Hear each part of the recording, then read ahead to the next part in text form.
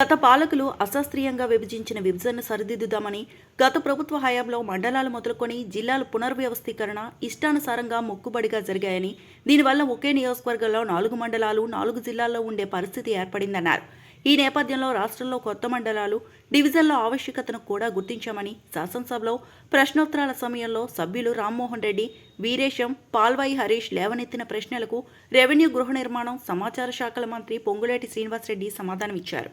కొత్త మండలాలు చేసే విషయంలో గాని, కొత్త జిల్లాలు చేసే విషయంలో గాని సైంటిఫిక్ గా చేయని కారణంగా ఏదో మొక్కుబడిగా వారికి మ్యాజిక్ ఫిగర్ రావాలనో, వారికి కలిసొచ్చే అంకె ప్రకారంగానే జిల్లాలు చేయాలనో, వారికి పొగిడే వారికి ఒక మండలమో, పొగిడిన వారికి ఒక జిల్లానో విడదీయాలనో రకరకాల ఆలోచనలతో ఆనాటి ప్రభుత్వం చేసిన మాట కొన్ని నిజం అధ్యక్ష.